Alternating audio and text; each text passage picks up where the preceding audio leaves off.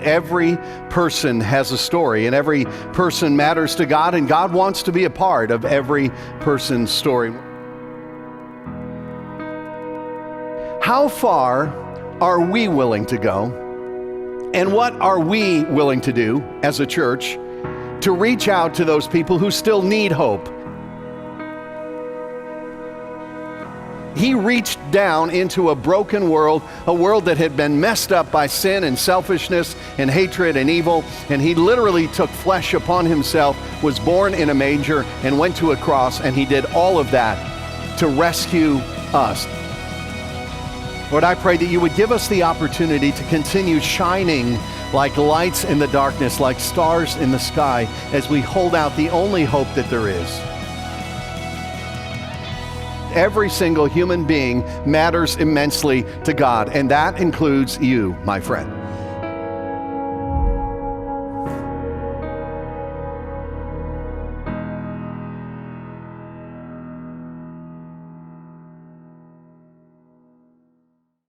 Well, hello everyone. My name is Dan. I'm one of the pastors here at Parker Hill, and I'm excited to be joining you, whether it's by way of video in Dixon City, Wilkes-Barre, or online, for the third part in our series, Everyone Matters. And I hope that this series has resonated with you as much as it has with me, because throughout this series, we're talking about who we are as a church and where we are headed. And on the first week of this series, Mark, our lead pastor, shared with us that if we're going to be a church for everyone, we have to make room for anyone. And then last week, in the second week of this series, we talked about how we need to be the kind of church that welcomes people. And we talked about the non-negotiables of being a welcoming church. And so this week, we're going to talk about how we can all be a part of that big vision of being a place where anyone can find the way back to God. But before we dive in, I want to ask you a question, something that's been on my mind a lot lately. You see, every once in a while, in a still moment between the everyday chaos of life, there's this question that pops up in my mind. The question comes when I'm in the car and there's no radio on, or maybe at night when I drag the trash out to the curb and the stars are out and it's kind of quiet. Or sometimes before I fall asleep at night, this question pops into my mind. And the question is simply, is there more to life than this? Is there more to life than this? Do you ever ask that question? Does it surprise you? Does it pop up in the quiet moments in your life? Maybe you find yourself sitting in a drive-through just waiting your turn and the question pops up. Or maybe you've just collapsed on the couch after putting the kids to bed and you finally get a moment and the question pops up. Or maybe you've just finished praying and you say to yourself when you get done, is there more to life than this? I think it's a question that we are all asking. And one of my favorite quotes goes like this. It says, the two most important days in your life are the day you are born and the day that you find out why. I think we all want to find out our why, our reason for being, to discover and to live from a place of purpose and of meaning. I think we're all asking the question, why am I here and what is my purpose? And can I tell you something I've noticed? Without purpose to direct us, we make life all about us. Without purpose to direct us, we make life all about us. Without somewhere to go, we make life all about getting more and more stuff. And America is the poster child for purposeless consumption. Did you know that U.S. children make up about 4% of all the children on the planet, but over here, our kids have 47% of all the toys and books in the world? Or that the average 10-year-old owns 238 toys, but plays with just 12 each day. But it's not just our kids. We have thrown out enough K-cups in 2014 to encircle the earth 12 times. And the average U.S. household has 300,000 things. That's a lot. Nearly half of American households don't save any money because we're spending it on getting more and more stuff. And in 2015, we watched 42.5 billion hours on Netflix alone, and 70% of us are binge watching shows. We're consuming one right after the other. And I don't think getting your kids some toys or watching shows on Netflix is bad, not at all. But what these numbers show us is that we are a culture of consumers. We take it in and we take it in and we seem to never be satisfied. We never say enough. You see, without purpose to direct us, we make life all about us and we just keep getting and consuming more and more things. But it's not just America, the country. It's me personally. And when I don't have purpose to direct me, I make life all about me. And here's the thing, even when you get all that you could want, we don't end up satisfied. We end up going after more. And we find ourselves, even after we get that more, in the still, quiet moments, asking the question, is there more to life than this? And that's why I'm so glad that in the book of Romans, there's an answer laid out for us where we're going to find our meaning and our purpose from God's word. So you can find your way to Romans chapter 12 in your Bible or Bible app now. And as you get there, let me just give you a little bit of the context for what the passage that we're going to look at together today. Now, the book of Romans was a letter written to the first century church in Rome. That's where it gets its name. It was written by the Apostle Paul. The first 11 chapters are all about what God did for us. It unpacks the astounding grace of God for sinful humanity. But after chapter 11, where it breaks into 12, there's a shift in the book from information to action. And Paul's going to tell us how we should live in light of all that God has done for us. And so here's what we're going to learn today. Before we jump in, I'm going to tell you it up front, all right? So if you don't remember a single thing that I say, my goal is that you would grasp this one truth, that we are made to be contributors, not consumers. That we are made to be contributors, not consumers. A contributor is someone who actively participates in the mission of helping people find the way back to God. A consumer is someone who's only on the receiving end of everyone else's participation. A contributor is someone who thinks about what they can give. A consumer thinks about what they can get. A contributor thinks it's not about me. A consumer thinks it's all about me. And we were made to be contributors, not consumers. And if you're not currently engaged in the mission here at Parker Hill, my goal and my hope is that you will take a step today toward serving. Now, you might be in a place today where you're healing, or you're trying to get acquainted with Parker Hill, or you're just trying to figure out what you believe, or maybe you're really legitimately in a season where it's almost impossible for you to be involved. And so I want to say right off the bat to you, if you're in one of those categories, that you get a free pass. That this is not for you. You get a free pass today. Our church is a place for you to soak in the grace of God and to find hope and help and healing. But one day will be your day to give back. One pastor talked about our mission this way when he said that God has called us to be spiritual contributors. And the church does not exist for us. We are the church. We exist for the world. And because you were made to be a contributor, not a consumer, we exist to give, not just to get. And Paul's going to prove that to us from Romans chapter 12, starting in verses 1 and 2. Let's read verse 1. It says, "Therefore, I urge you, brothers and sisters, in view of God's mercy, to offer your bodies as a living sacrifice, holy and pleasing to God. This is your true and proper worship." Now, the word "therefore" is there to point us back before he points us forward. It points us back to the first 11 chapters where we see the deepest and clearest explanation of God's love for us. Romans 5:8 summarizes it this way. It says, "But God demonstrates," he shows off, he makes it clear his own love for us in this. "While we were still sinners, Christ died for us." That's God's mercy. And we should never get over that. Every Christian has been rescued at great cost, and it cost Jesus. You've been rescued. And if you are a follower of Jesus today, it's because in eternity past, God decided that he would rescue you. It's not random, it's intentional.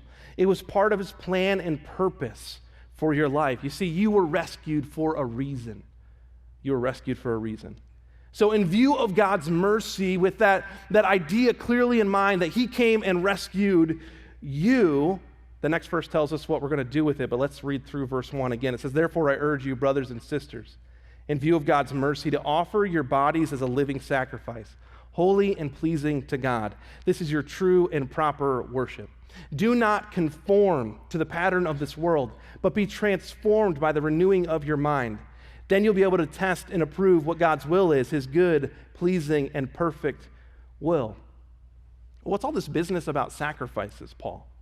Well, what Paul's talking about is with living sacrifices is this common picture from his time. In the first century, they would offer up animals on an altar as a sacrifice for their gods. And figuratively, he's saying we are to be that sacrifice, offered completely to God for his purposes. See, you were rescued for a reason.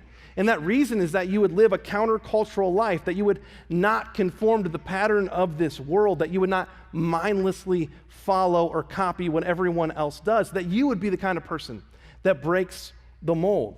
Well, what's the pattern of this world? Well, it's to consume. That without purpose to direct us, we make life all about us. And so the world would sacrifice their time and energy and money just to get one more thing.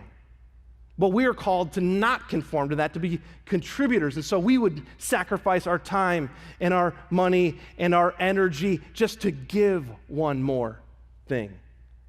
You were rescued for a reason, to be a contributor and not a consumer. Notice what Paul goes on to say in verse 3. He says this, "For by the grace given to me, I say to every one of you, do not think of yourselves more highly than you ought, but rather think of yourselves with sober judgment, in accordance with the faith God has distributed to each of you." See, next Paul says, I want you to look in the mirror. I want you to look in the mirror and I want you to pause there. I want you to stop for a moment and try to see yourself clearly. And this is easier said than done. Because when we look in the mirror, we typically make one of two mistakes. We think too highly of ourselves or we think too lowly of ourselves. And Paul is telling us to avoid those two ditches on the sides of the road and go down the middle way toward looking at ourselves with an honest assessment, to see all that God has put into our lives and to be thankful for it instead of downplaying it, because God has crafted you for a cause. God has crafted you for a cause. He's hardwired you. God has given you unique characteristics and a personality. He's placed passions inside of you. He's led you through some special experiences in life. And these things are part of who he has made you to be so that you can make a difference in other people's lives. Ephesians 2:10 says this, "For we are God's handiwork, created in Christ Jesus to do good works, which God prepared in advance for us to do." We are God's handiwork. We're his craftsmanship. He has crafted you for a cause. And so are you really good at fixing things? God knows that. He's not surprised by it. Are you a natural empathizer? Well, God intended that. Have you gone through some loss and come out stronger on the other side? Well, someone else needs that too, and maybe you're the one to deliver it to them. You see, God has crafted you for a cause. And you have to be honest with yourself and with what he has given you.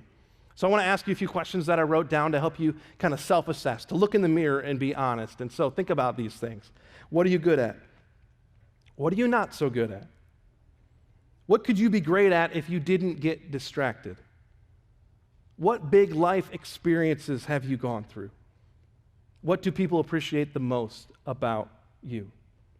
And answering these questions will help you understand or see the direction that God has wired you to serve. And I know it's kind of hard to be confident with some of those questions, and so maybe you just need to ask a friend or a family member, help me figure this out, and ask them the questions and see what their answers are. But there's another part of your crafting that we cannot overlook, and Paul brings it up in verse 4. He says this, "For just as each of us has one body with many members, and these members do not all have the same function, so in Christ we, though many, form one body, and each member belongs to all the others. We have different gifts, according to the grace given to each of us." He's saying that you have a supernatural gifting. You've been given a spiritual gift. This is a special spiritual ability that God gives every one of his children. God has crafted you with the capacity to make a spiritual difference in the lives of others. I'll define it this way. Spiritual gifts are the spiritual capacity to do spiritual work. And Paul's going to give us a few examples here in a moment about what those gifts might look like, but first I want you to consider this truth. You see, we are one church with many members. And just like our own body has different parts that work together to make us healthy, this church has individual parts that needs to work together for us to be a healthy church. And you are one of those parts. Just like our bodies can't work well without our brain or our heart or our nervous system or our immune system, the church does not operate at full health without your contribution. So I want you to get this, right? And we're so quick to dodge this one. This core truth is how the church is meant to work. And so I need your help in driving this one home. You think you can help me out? You think you can do that? You help me out? Okay, I need your help, okay? Because this really has to sink in. And so what I want you to do is I want you to turn to your neighbor on the count of 3, and you're going to tell them something, all right? You might feel a little awkward saying it, okay? But you need to say it, all right? Because this is true. And so on the count of 3, I'm going to ask you to turn to your neighbor and tell them, I need you, because we all need each other, right? I mean, everyone has a contribution to make. And so on the count of 3, you got to do this. You got to drive it home. You got to help people understand this truth. Okay, ready? 1, 2, 3. I need you. Yes, you do. Good job. Good job. You did it, even you strong, independent types. I'm proud of you, all right? But we're not done yet. I know this sounds familiar, but there's actually 2 sides to this because we're all part of the same team. We do need each other, but it also means that they need you. It's one thing to understand I need you, but it's another thing to realize you need me. And so I need your help, okay? You've been crafted for a cause, and you have an important role to play. And so I need you to turn to your neighbor because you need to say this out loud. This is what the Bible's teaching us, all right? You can't miss this, okay? You're going to turn to your neighbor on the count of 3, and you're going to tell them, you need me, okay? You got to do it, all right? So on the count of 3, turn to them and speak the truth. Ready? 1, 2, 3. You need. That's right. That's right. I need your help. You need my help. Why is it so much harder to say that? I don't know. Why is it hard to say what God says is true about us? I need you. You need me. We are so quick to assume that someone else can fill our spot, but that's not what he's saying. He's saying that we each have a role to play. We each contribute something. We were crafted for the cause. And if you want to find out more about spiritual gifts and discovering how God has wired you, I want to point you to a couple of resources to help you go further down that road. And the first is a spiritual gifts test that we host on our website, parkerhill.org/serve. It'll take you a few minutes. Take that test, help you get an idea of how God has crafted you. The second is the best series I've ever heard on spiritual gifts by Chip Ingram. It's called Your Divine Design. And it's right there on Right Now Media, which you have free access to as an attender of this church. And so you can go check that out on Right Now Media, watch those videos. Now, you have been rescued for a reason. You've been crafted for a cause because God wants you to be a contributor and not a consumer. But look at how Paul wraps up this section. Verse 6, it says this, we have different gifts according to the grace given to each of us. So Paul says that there's a lot of diversity in the church, lots of different people with different gifts. And that difference, that diversity makes us a very strong community. The diversity is a major part of what makes the church so strong and so effective. It is intentional. God built it that way. And then he lists some examples of those gifts that you've been given. And these are not all of them. These are just some of them. Notice what he says. He says, if your gift is prophesying, that's speaking God's truth, then prophesy in accordance with your faith. If it's serving, then serve. If it's teaching, then teach. If it's to encourage, then give encouragement. If it's giving, then give generously. If it's to lead, do it diligently. If it's to show mercy, do it cheerfully. He's saying whatever you have, use it. I mean, can you hear this emphasis over and over in Paul's writing? He's saying whatever you have, please use it. Don't withhold it. You have been positioned for a purpose. You have been placed with your gifts into the body, the local church, to help people live changed lives. 1 Corinthians 12:18 gives us this really neat insight. It says, but in fact, God has placed the parts in the body, that's the church, every one of them, just as he wanted them to be. No accidents here. You have been placed here for a purpose. You've been positioned for a purpose. And so if you have the gift, use it. If you have the gift of serving, then serve. If teaching, then teach. If encouraging, then encourage. If leading, then please lead wholeheartedly. Play your role so that God is calling you to play. Because if you're not all in, we cannot be all God is calling us to be as a church. And there are hundreds of thousands of people in northeastern Pennsylvania who have yet to find the way back to God. And they're trying to make life work, and it's not working out for them. And they're missing the one thing that changes everything.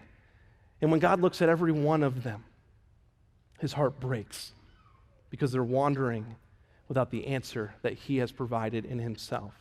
And so he sends us, his church, as the church to answer his call to the people that we interact with.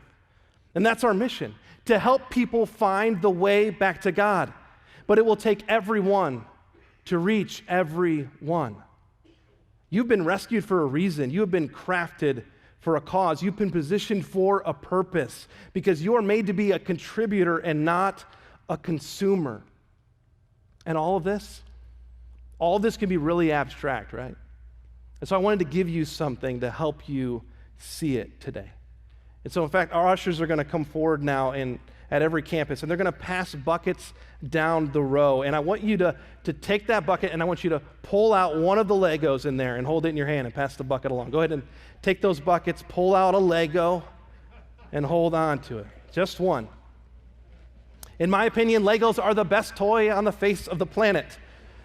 You can make almost anything out of them.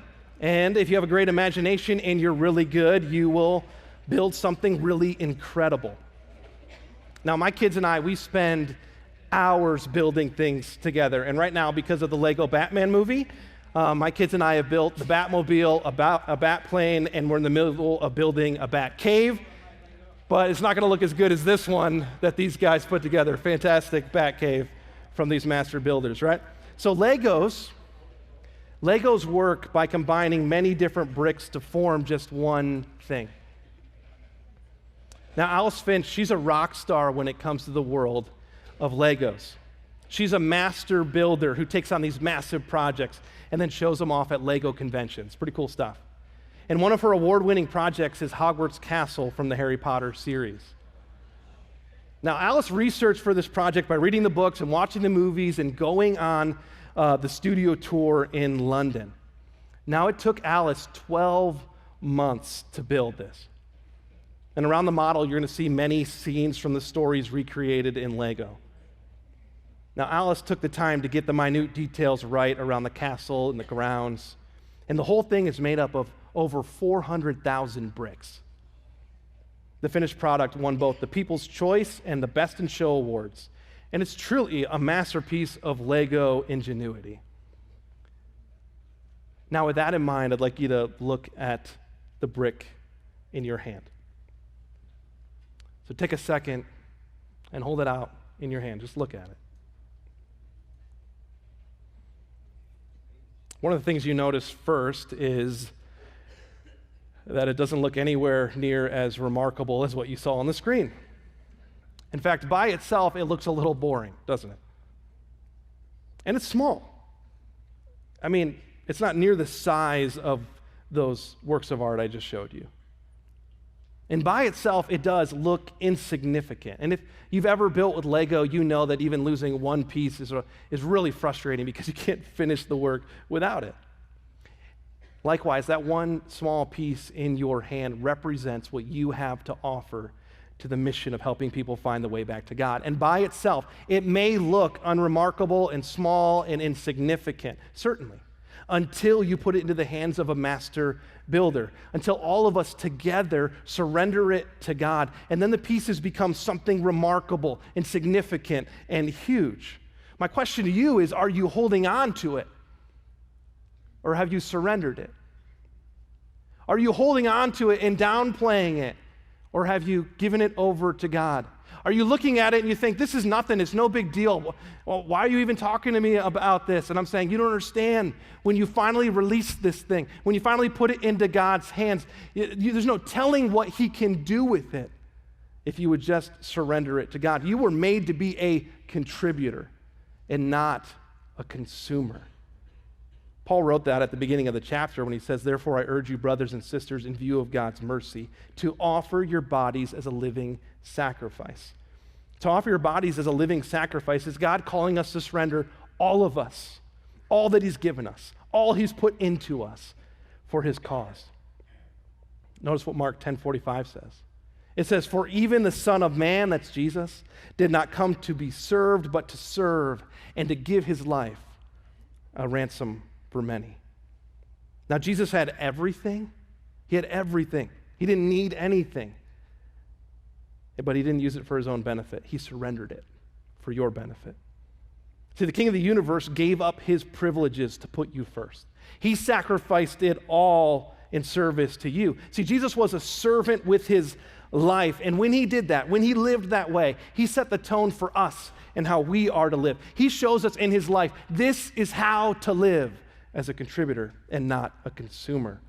And when he did that, he drew a line of sacrifice. And he said, "Come, follow me, step over the line and sacrifice. Step over the line and give. Step over the line and contribute." But I got to be honest with you, I'm scared of the line. See, on one side of the line is convenient service, but on the other side of the line is sacrificial service. And I like it over here. I prefer this side. The problem is, I wasn't made to live over on this side. Consumers live over here. Contributors live over there. And too often, I find myself coming up to the line and trying to decide whether or not I'm going to cross it because it's going to cost me, and I'm not sure if I want to do that. But on the other side of the line is everything I want. On the other side of sacrifice is community and meaning and purpose and belonging and being part of something bigger than ourselves. Is there more to life than this? Yes. But it's all on the other side of the line. And God is calling us to be contributors and not just consumers, to go across the line. I see Christians again and again, myself included, we come up to the line and we hesitate and we don't step over because we like to give when it's easy and when it's convenient and when everything works out. But crossing over the line and doing it when it's not easy and when it doesn't all work out and we don't have the extra time or the energy or the money, that really costs us. And so we stay on this side of the line. And you know where we stay? We stay in a purposeless existence. But when you and if you would cross over the line, you would find that there is more to life than this. You've been rescued for a reason. You've been crafted for a cause. You've been positioned for a purpose because you were made to be a contributor and not a consumer. That's what the way we say it around here is that we are crew members and not passengers. And many of you have jumped in and joined the crew.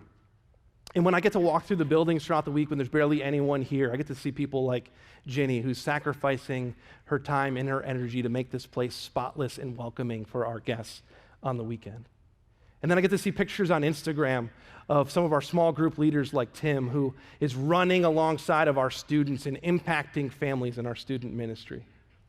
And I get to watch as band members like Phil pour out their skills to give you a space to encounter God every weekend, and lives are being changed. And these are just a few of the 851 people that are serving in a week's time around here. And none of them makes an impact alone, but together we can help people find the way back to God. So I think we need to show our appreciation for all of our awesome crew members. Let's do that.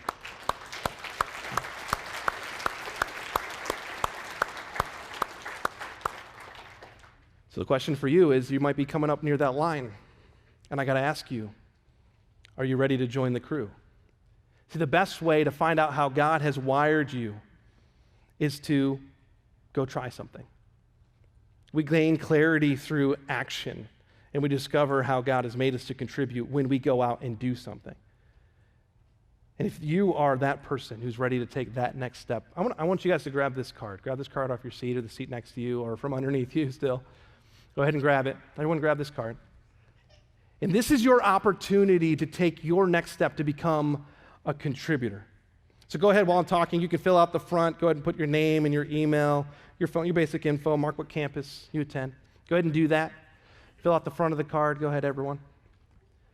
And this card is your way of telling us that you want to find out more about joining the crew.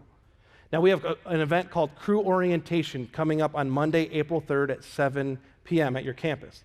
Now, this card is your way of signing up to attend the orientation, or if you really can't make it, just letting us know that you'd like to get involved, but you can't make it to orientation. So, this is your way of telling us where you would like to find out more. That's what you do on the back. So flip it over to the back after you filled out the front, and you're going to see listed there a bunch of ministry areas where you can jump in. Now, we want you to mark your top area of interest. Just mark one of them. Now, you're not locked in for life here. You're not saying, I will serve. You're just saying, I would like to find out more about serving in this area. So you're going to see things like guest services. Those are the folks that make you feel at home. Or the music, that's the band. Or production, that's the team running things behind the scenes. Or our next steps, those are those who run our events like baptism or next, and they also serve as our group leaders. Or you'll see ministry support. Those are the behind-the-scenes folks that make this place look so great. Then you see a lot of categories for our family ministries in different areas, from our preschool to elementary to student ministries to Kids Jam, which is a monthly theater. And maybe one of those interests you. I got to let you know that our student and family ministries have a lot of different areas we can serve. It's not just one-on-one with students or in a group. There's like lots of different places where you can make an impact on the lives of family. And our family and student ministries, they're killing it. So that might be one place where you want to sign up as well. So go ahead and mark one of those. Fill out the front, flip it over, and mark one of the areas that sound like a fit to you, sound like they're going to be a good place to explore. You're going to have a chance to drop this in the bucket here in a moment. Now, once again, this will sign you up to attend the orientation.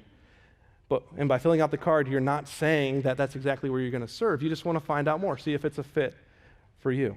And by filling out the card, you let us know what you're interested in so that we can help you find the best place to serve. So fill out the front, fill out the back, and in a second, you'll be able to drop it in the bucket. You, as you fill this out, are taking your next step to go across the line, to find your meaning and your purpose and where you can contribute instead of just being a consumer. And as you do that, I'm proud of you. Go ahead, fill it out, front, back, be ready to drop it in. And I said earlier that the two most important days in your life are the day you were born and the day you find out why.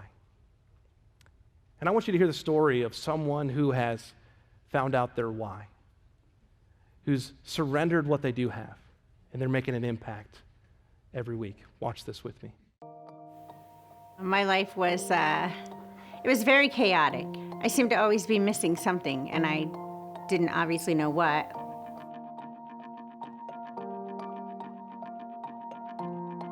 I would say to Jer, I'm going to church, you gonna join me? Every Sunday morning I did this. And I started changing, and I think he started seeing the changes in me.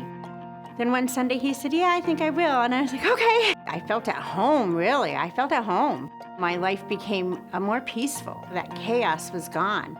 We don't miss a Sunday. We don't like missing a Sunday. Church is our focus now. It's not drinking or, sleeping in or even going to sporting events. Church is our focus. That is first and foremost. And reading the Bible and praying. It just centers us and makes everything else, fall into place. And it is true what they say, you put your faith in him and you make him first and you let Jesus lead and he will. I know they had like a special call out, for those of you who want to serve. And it just seemed like the next step because we want to be involved and we want to do everything that we can that's going to please God. So it just seemed like a natural next step for us. I've always been a helper. I've always been a server. Now I know that is the gift that God has given me. I am a greeter. I love being there. I love seeing the people, the little kids as they're running in. They're literally running to get to their classes. I love knowing that I'm standing there, greeting people, welcoming them into the Lord's house. That was one of the first things that I noticed about Parker Hill was that the gentleman that opened the door with his smile welcoming me, and then the ladies who were, at the doors inside welcoming me with their smiles. And I always think, oh, I hope I am giving to that new person what the people gave to me. We could have just opened the doors ourselves and went in, and yeah, I probably would have liked it, but that spoke volumes. But, well, good morning, ma'am. I'm not just attending church. I'm a part of church. It makes me very happy that I can give back. It makes me more complete. I was nervous at first with any new thing. Not as nervous as I would have been, honestly, before God, but He just instills such a confidence. It's like when you know you're doing it for Him and you're doing His work, He just takes away all the nervousness, and He just, He helps that smile get bigger. It's one thing to just attend church, and that's great, but the moment that we decided to serve and get involved, we're contributing to spreading God's love. The more involved we get with Parker Hill, the more they make you want to become part of the bigger picture. We're a part.